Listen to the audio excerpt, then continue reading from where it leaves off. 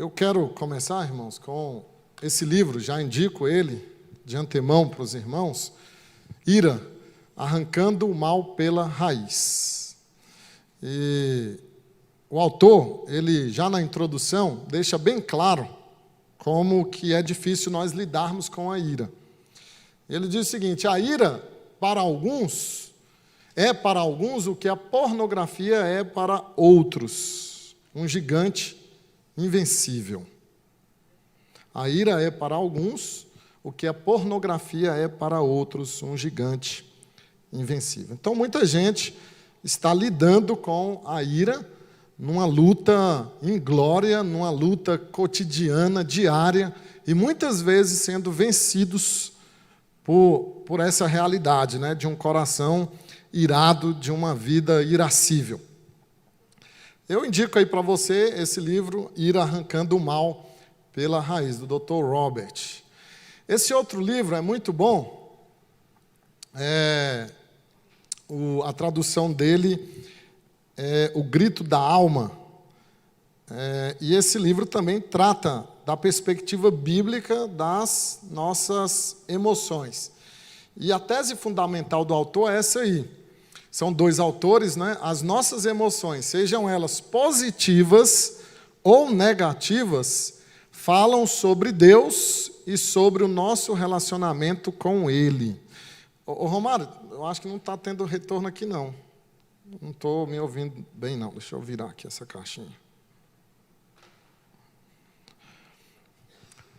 Então, as nossas emoções, elas mostram isso. Qual é a nossa visão a respeito de Deus? Agora ficou bom. Nossa visão a respeito de Deus. O que são emoções, irmãos? Como é que nós definimos emoções? A palavra emoção são as moções do coração. Isso é emoção, moções, vem de moções. O que são moções? Movimentos do coração. É por isso que o autor, nesse livro, ele coloca a emoção como o grito da alma. Então, é aquilo que impulsiona, que vem do seu coração. A sede da emoção, onde se fecunda, onde se origina, é justamente o coração. Então, os impulsos, né, as moções, nós chamamos de emoções. E isso vai revelar muito do que eu conheço a respeito de Deus, do que eu penso a respeito do Senhor. Então, o objetivo é nós tratarmos isso à luz da palavra de Deus e descobrirmos como nós devemos lidar com as nossas emoções. E como hoje nós vamos estudar a ira, há um texto em Gênesis muito difícil, um triste acontecimento,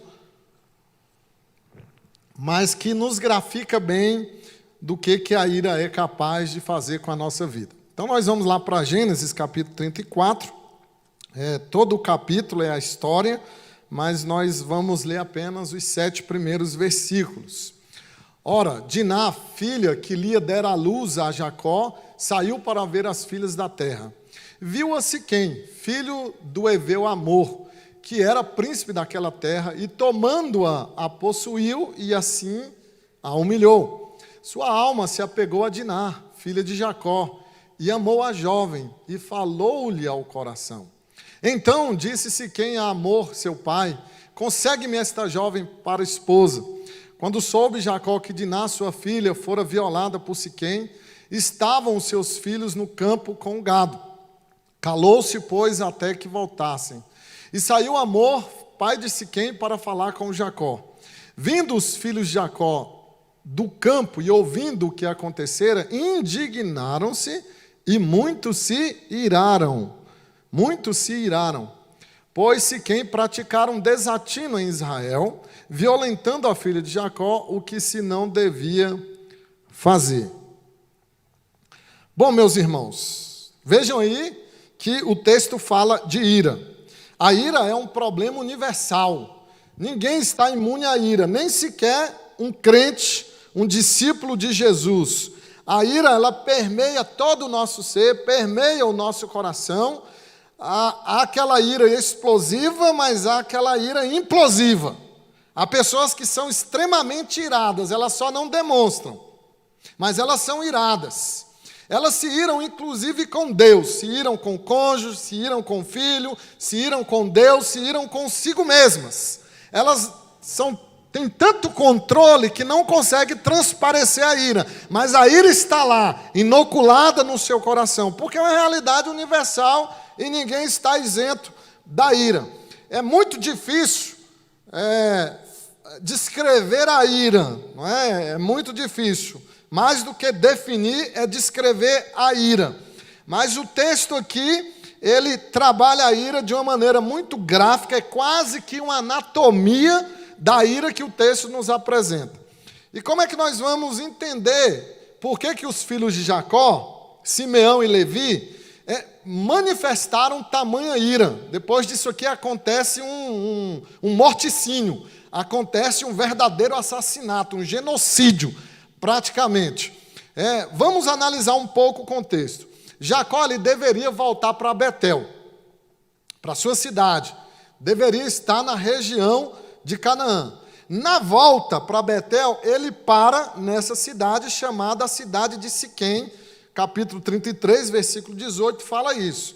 E veja que Jacó ele está desobedecendo a Deus, eles já tiveram um encontro com Deus, relatado ainda no capítulo 3, ele luta com Deus lá no Val do Jaboque, Deus muda o seu nome para Israel, e vejam que na cidade de Siquém, onde ele para, e ele não só para, ele viu uns campos lá, ele compra os campos dos filhos de Amor, que era pai de Siquém, e no verso 20, o último versículo do capítulo anterior, o 33, diz então que ele constrói um altar. Veja que ele está desobedecendo a Deus, ele deveria voltar para Betel, mas ele para numa terra pagã, ele olha para os campos, se interessa, compra, arma a sua tenda e passa a morar lá.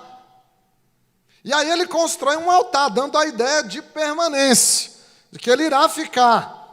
Então é mais ou menos assim, eu estou desobedecendo a Deus, mas eu levantei um altar, vou ficar aqui, e isso custou caro para Jacó. E é interessante que ele se identifica como Jacó, mesmo Deus tendo mudado o seu nome para Israel. Ou seja, ele está voltando àquela velha índole, né? De enganador, de trapaceiro, de estelionatário.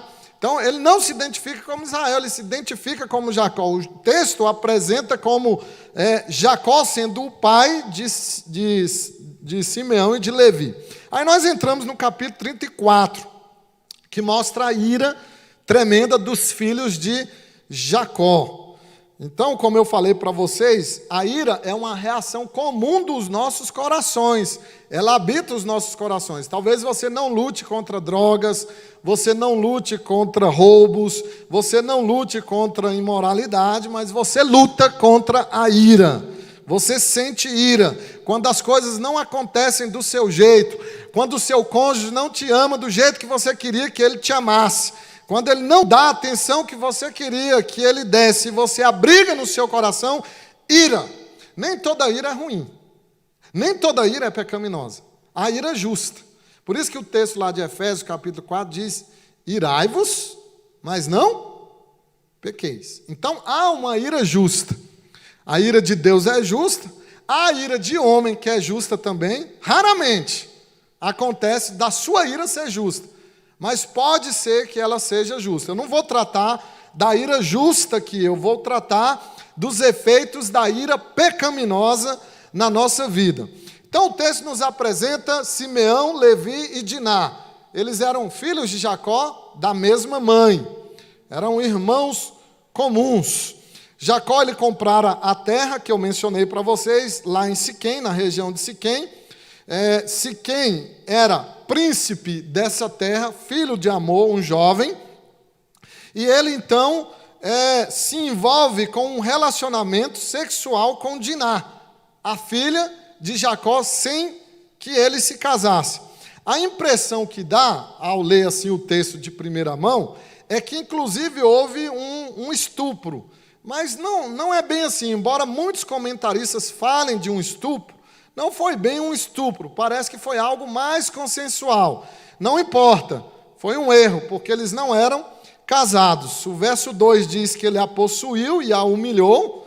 Antes diz que ela saiu para passear pela terra, para ver os campos, fazer amizade com outras jovens. Então, no verso 2 diz que o príncipe viu-a, e ele então a possuiu e a humilhou. E a coisa se estende mais, porque, olha só, no verso de número 26, quando eles voltam lá, depois de terem feito uma negociação muito fingida, os filhos de Jacó, eles voltam lá e dá a entender, o verso 26, que Diná estava já morando, já estava na casa de Siquém. Verso 26, então, diz que eles tomaram Diná da casa de Siquém e saíram. Por que eu digo que parece que foi algo mais consensual da paixão de dois jovens, né? Primeiro porque nós vemos no texto claramente que Siquém se apaixonou, ele amou Diná. E no verso de número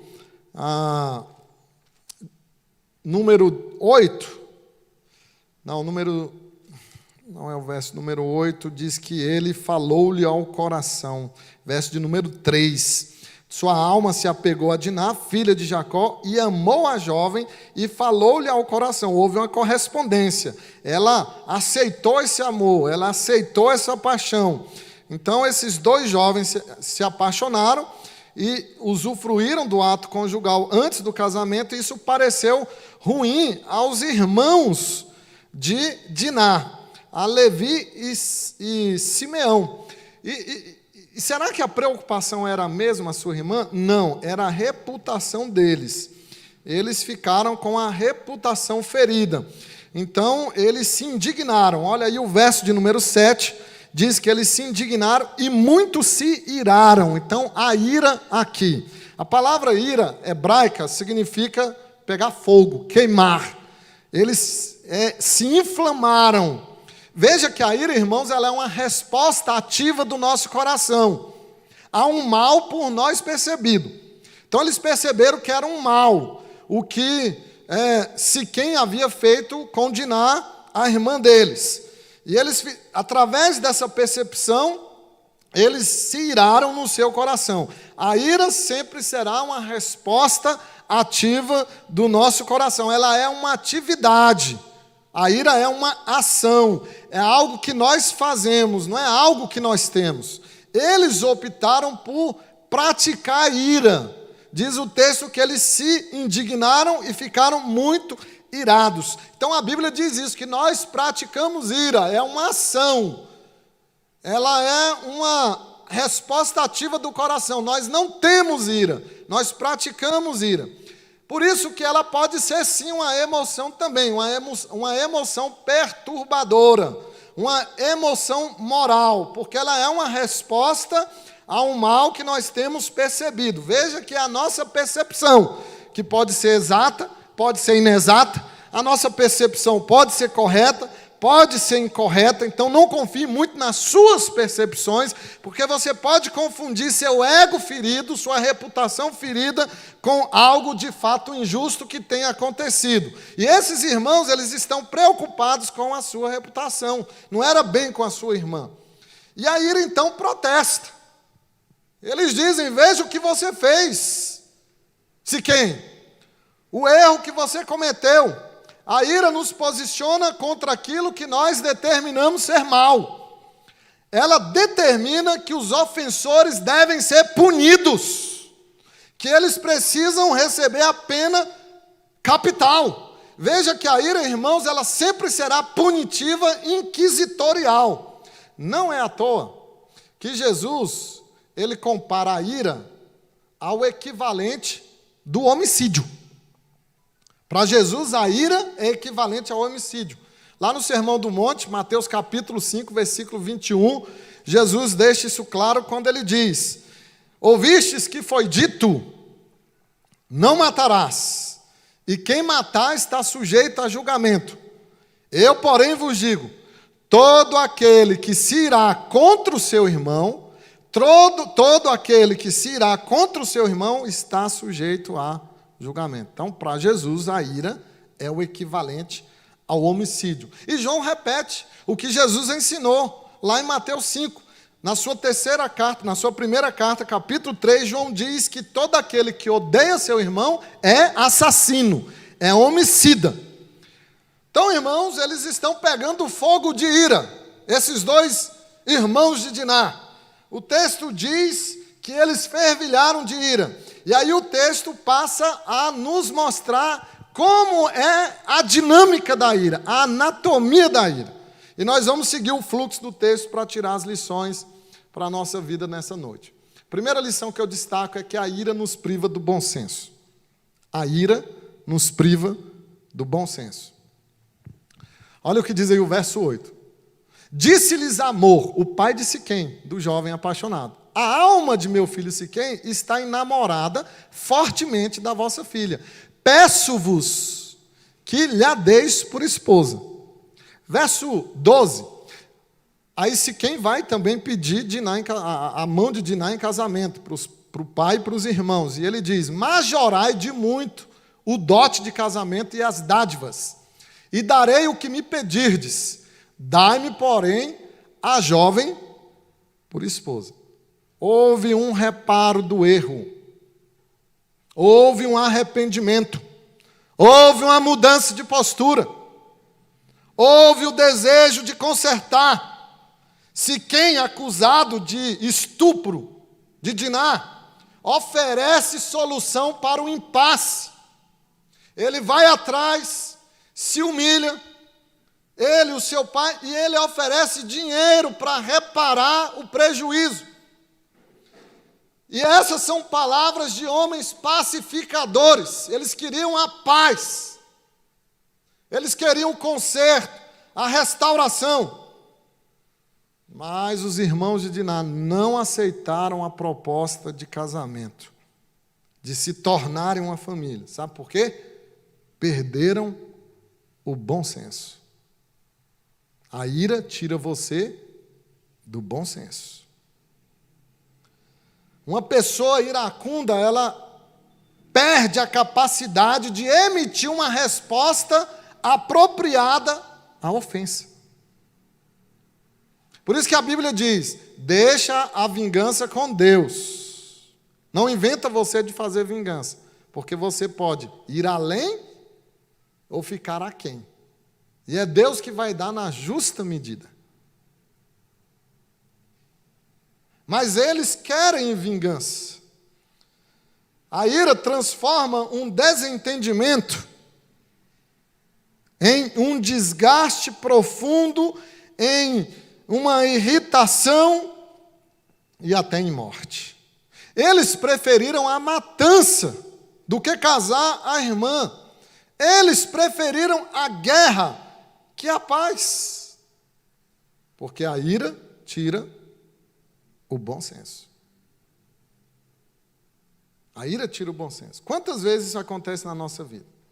Nós estamos irados e, apesar das tentativas de paz, de conserto, de perdão, de resolver o problema de forma pacífica, porque estamos feridos, porque o nosso ego está ferido, porque queremos preservar nossa reputação, nos amarguramos, nos iramos e deixamos de enfrentar o problema com bom senso. Então, meus irmãos, pessoas que têm ira, elas não conseguem avaliar bem a situação, perdem o domínio próprio e se tornam tolos, como a Bíblia diz. Há várias referências em Provérbios que diz que o iracundo é tolo, sem juízo, age impulsivamente, perde a razão, mata, machuca, gente ferida, fere. A ira desses irmãos, ela veio em um incidente que já estava resolvido. Até mesmo para Jacó, o pai da menina, já estava resolvido. A situação já estava sendo reparada.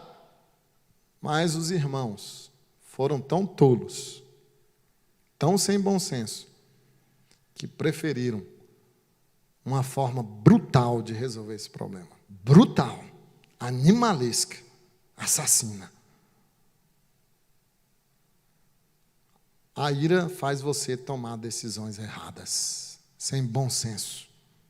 É a primeira lição que nós vemos. Apesar do conserto, do reparo, da indenização pecuniária. Eles queriam mais, queriam sangue, represária, vingança. Vamos para a segunda lição do texto. A ira revela dolo. A segunda lição. Verso 13. Então, os filhos de Jacó, por causa de lhes haver Siquém violado a irmã, Diná, responderam com dolo a Siquém e a seu pai Amor, e lhes disseram, verso 14, não podemos isso, dar a nossa irmã um homem circunciso, porque isso não seria ignomínia. Olha o estratagema deles, irmãos. Dolo, aqui a palavra dolo em hebraico é engano, traição, falsidade. Os filhos de Jacó, Simeão e Levi, eles fingiram aceitar a proposta de paz, estabeleceram algumas condições, não é? Se você continuar a leitura, eles disseram, olha, nós somos judeus e somos circuncidados. Nós até aceitamos a proposta de casamento, se vocês circuncidarem todos os homens da cidade. Porque eles já tinham um plano, uma estratégia cruel, brutal, maligna. Eles falsamente trabalharam nos bastidores. Eles falaram falsamente, tão falsamente, irmãos, que o verso 21, Siquém, quando foi falar com os homens da sua cidade para fazer a proposta de circuncisão, ele disse, estes homens são pacíficos, eles são gente boa, eles são bons, vamos nos circuncidar para resolver o impasse. Eles deixaram a entender que eram confiáveis, que eram leais, que eram amigos, mas eram mentirosos, eram pessoas dolosas, maquiavélicas. Isso aqui é maquiavélico. Nem Satanás entrou nessa trama. Não aparece Satanás aqui.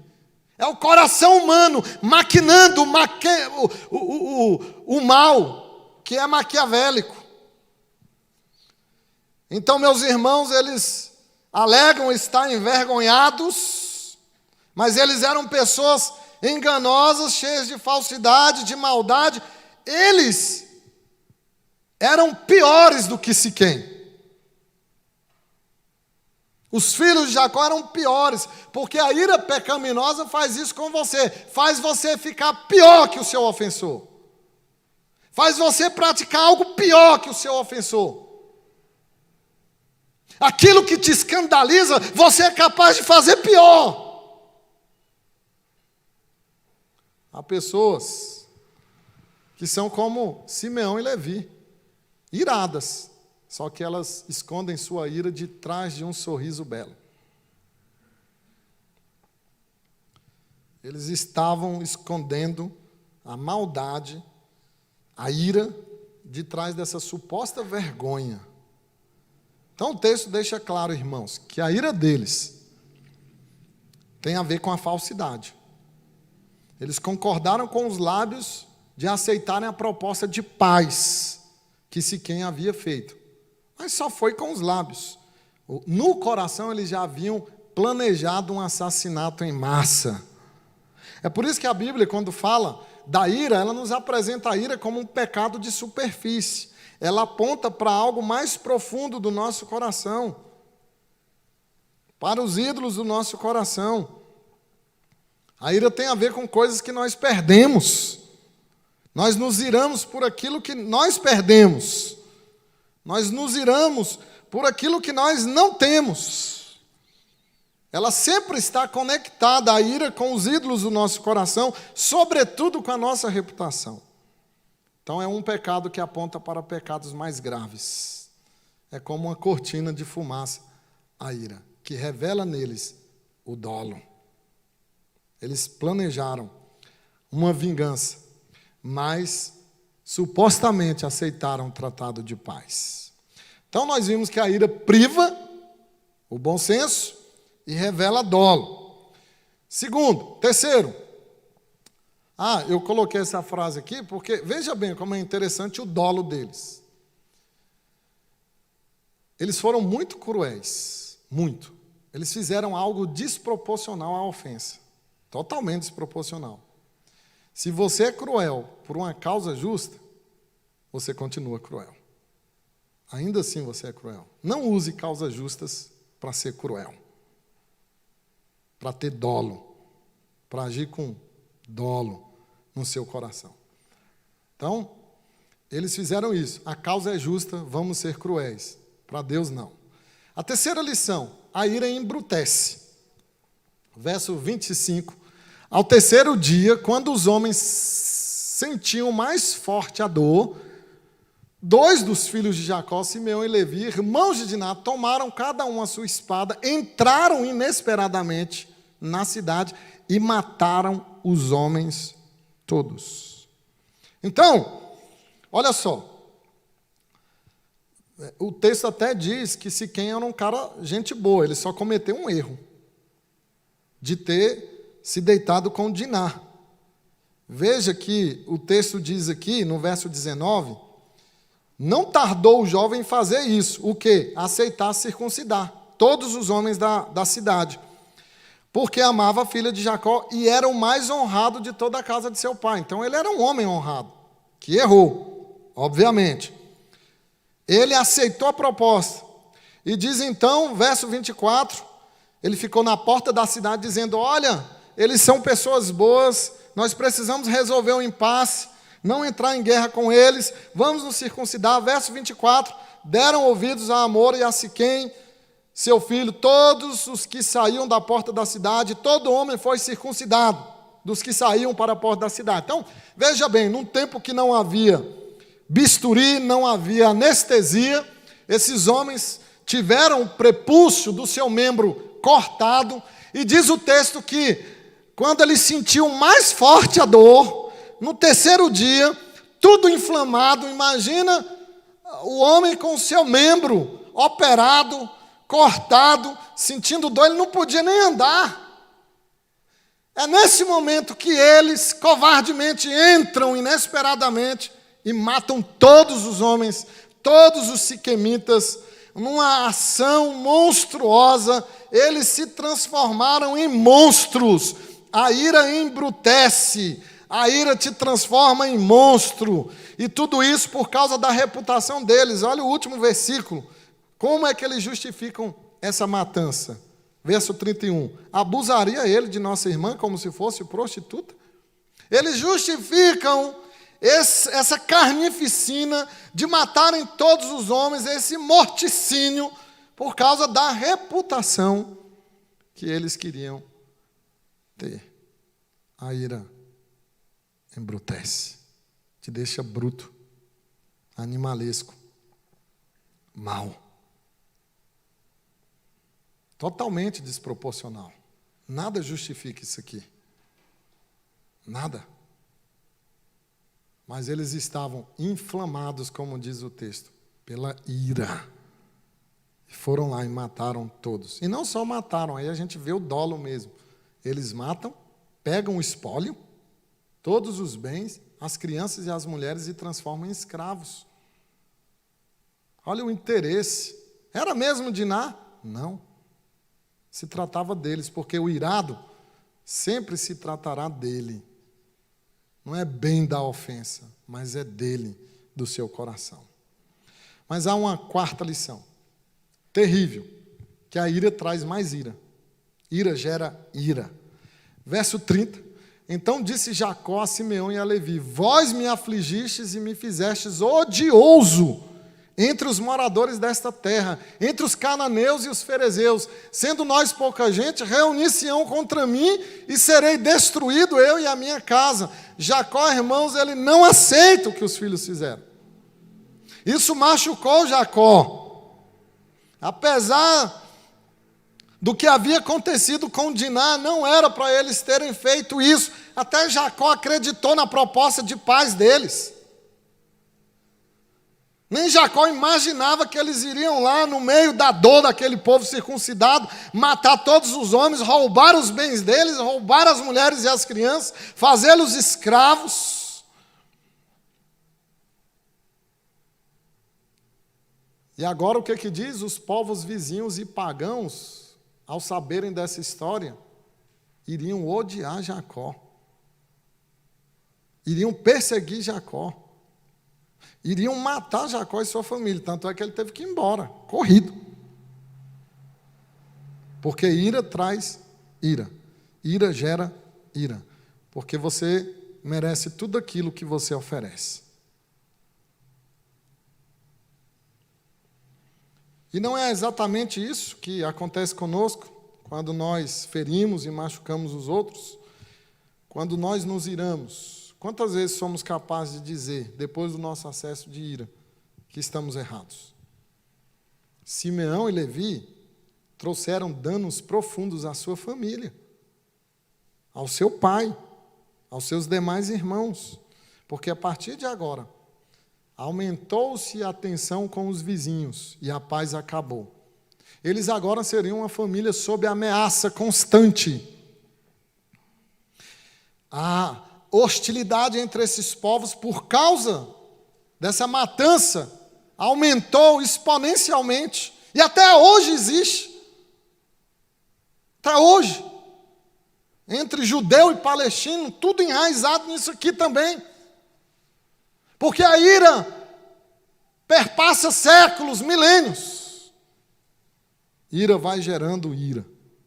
A partir de agora, eles estão ameaçados. Eles não são confiáveis para os seus vizinhos.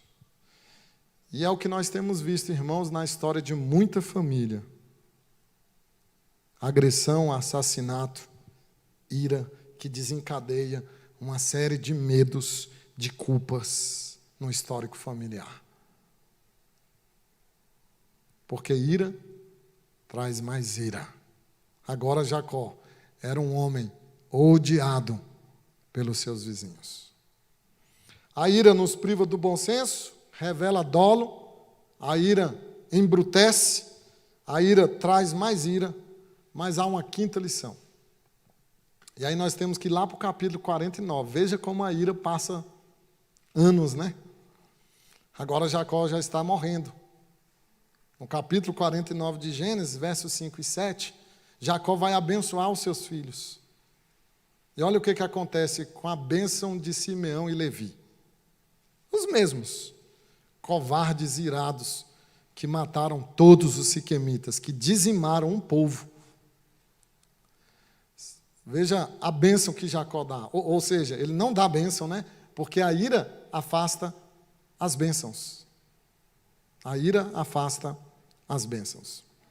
Simeão e Levi são irmãos. As suas espadas são instrumentos de violência. No seu conselho, não entre minha alma com o seu agrupamento. Minha glória não se ajunte, porque no seu furor mataram homens. E na sua vontade perversa, que prova que não era a questão da irmã, na sua vontade perversa já retaram touros. Maldito seja o teu furor, pois era forte, e a sua ira, pois era dura. Dividi-lo-eis em Jacó, e os espalharei em Israel. Veja que esse incidente lá de Gênesis 34, anos depois, ele reflete em Gênesis 49, no final da vida de Jacó, ele ainda guarda no seu coração a frustração, a decepção com os seus filhos, e na hora da morte Jacó está abençoando os filhos, dando profecias a eles, mas no que diz respeito a Levi e Simeão, é algo duro de se ouvir o que o pai está falando nos seus últimos momentos, antes da hora da sua morte. O pai não abençoa. Há ausência de bênção aqui. Não tem nenhuma bênção no texto. O que Jacó está dizendo, eu não vou caminhar com vocês. Não vou me juntar ao agrupamento de vocês. Jacó diz, vocês serão divididos. Serão nômades, sem identidade, caminhando no ermo. Tem uma coisa pior que essa? A bênção afastada de nós, a ira afasta as bênçãos. E esse foi o destino de Levi e Simeão, andarem errantes pelo deserto, sem ninguém, porque irado fica sozinho. Sozinho. Mas, para nós encerrarmos, eu quero dar 3 orientações bíblicas e pastorais de como você lidar com a ira pecaminosa. Existem razões bíblicas para você lidar com a ira pecaminosa. A primeira razão, guarde bem isso, se você não guardou nada, a ira pecaminosa arruína a sua saúde. Nós devemos lidar biblicamente com a nossa ira por causa da nossa saúde. Antes mesmo da medicina moderna falar em doenças psicossomáticas, que eu prefiro falar de espírito somática, a relação entre pecado e doença, entre rebelião e doença, não é? A Bíblia já falava. Olha só esse texto de Provérbios. Há vários textos em Provérbios, irmãos, que falam sobre ira. Esse aqui, o ânimo sereno é vida do corpo. O ânimo sereno. A pessoa que não é irada, que é serena, tem vida no seu corpo. E não pense que irada é só quem é explosivo, não. Todo mundo tem ira, tá? Ira incontida e ira contida. Observe que a ira ela é inimiga do próprio corpo. Ela inflama o corpo, fomenta doenças, suga a força que você tem, tira o seu sono, provoca em você doenças crônicas. Hoje nós temos pesquisadores médicos que mostram isso, a ligação entre ira, amargura e outras emoções com doenças físicas, como a hipertensão, derrame, doenças cardíacas, úlceras e até doenças intestinais. Por que você tem que lidar biblicamente com a sua ira? Por causa da sua saúde. Por causa da sua saúde. Tem muita gente aí com doença crônica, porque é irado. Segunda razão, porque a ira pecaminosa destrói relacionamentos. É a segunda razão de você lidar biblicamente com a ira. Ela machuca e separa as pessoas. A ira abafa os nossos relacionamentos. A ira divide e corta a igreja do Senhor. É muito interessante, eu coloquei errado ali, Provérbios, não é Provérbios, porque eu copiei o slide, mas esse texto é Lucas, capítulo 15, a narrativa do filho pródigo. E quando o filho volta para o pai faz um banquete, há uma grande festa, o filho mais velho, irado, ele tinha ira. Olha o que o texto diz. Ele se indignou e não queria entrar na festa. Indignação é ira. Olha só, irmãos, que interessante. O filho que errou com o pai, que pecou, foi embora, gastou tudo, voltou humilhado. O pai feliz da vida, porque qual é o pai que não se alegra com o filho que foi restaurado, encontrado? Mas o irmão, irado, não foi para a festa. Ira divide, separa, corta, destrói relacionamentos. Filhos que respiram a ira dos seus pais. Eles estão respirando a fumaça dessa ira. Em segunda mão, mas estão fumando essa ira. A ira faz que no meio da festa você perca a alegria de ver vidas restauradas, vidas cuidadas.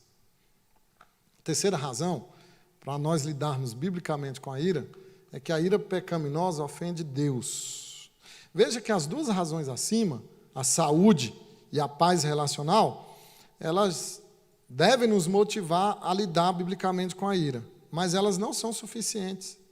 Há uma razão mais poderosa, mais importante, e é o fato de que a ira pecaminosa ofende a Deus. Veja que lá em Efésios, no capítulo 4, coloquei 14 ali, hoje eu estava ruim de digitação, hein?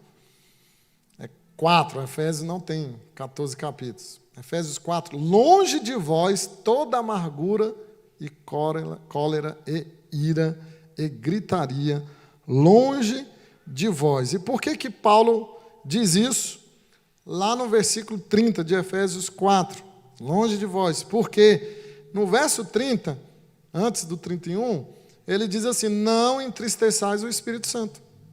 Aí no verso 31 ele diz, longe de vós toda ira. O que ele quis dizer? Quando você se ira, você entristece Deus. Você entristece o Espírito Santo. Você ofende Deus. Então, essas palavras estão ligadas. O verso 30 está ligado ao 31. A pior consequência, irmãos, de você ficar irado, não é você ter uma colite, uma hipertensão, um AVC, ou até um divórcio, né? Porque a ira atrapalha os relacionamentos. A pior consequência é você entristecer o próprio Deus. O próprio Deus. Não vale a pena ficar irado. Tiago disse isso. A ira dos homens não produz a justiça de Deus. A ira dos homens não produz a justiça de Deus. Veja o verso 20 do capítulo 1 de Tiago. Então, para o crente, o pior resultado da ira é esse, é desonrar a Deus, desagradar a Deus e ofender a Deus. Se você seguir esses 3 passos aí, eu tenho certeza que você lidará de forma bíblica com a sua ira. É preciso sondar o coração. Talvez a sua ira está escondida atrás de um sorriso falso, enganador, de uma suposta paz, de você ser supostamente uma pessoa legal, mas você tem ira no seu coração, porque as coisas não acontecem do jeito que você quer. Você tem ira no seu coração, porque você queria ter algumas coisas que você não tem. Você tem ira no seu coração contra seu cônjuge, contra seu filho, contra Deus e até contra você. E você precisa lidar, biblicamente, com essa ira. Vamos orar? Senhor, nós pedimos que o Senhor limpe o nosso coração de toda escória de ira. Pedimos que o Senhor nos dê discernimento, sabedoria, para tratarmos a ira no nosso coração. Aquela que está contida, guardada, mas aquela que é também explosiva, evidente, que é manifestada. A ira, muitas vezes, de não ter o que queremos ter, o que pensamos todos os dias em ter, o que desejamos. Isso tem causado ira no nosso coração, contra tudo, contra todos. Pedimos a Deus que o Senhor nos ensine a lidar com a ira, limpando o nosso coração.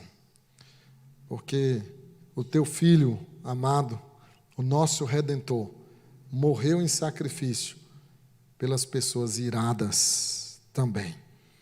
E nós te pedimos que o Senhor nos abençoe para vencermos a ira. Em nome de Jesus. Amém. Fiquemos de pé para receber a bênção, irmãos. E que a graça bendita de Deus, a paz que sobrepassa todo entendimento, que é a guarita da nossa alma e do nosso coração, que guarda-nos da ira, que o amor de Jesus, que o fruto do Espírito repouse em sua vida hoje e para sempre. Amém.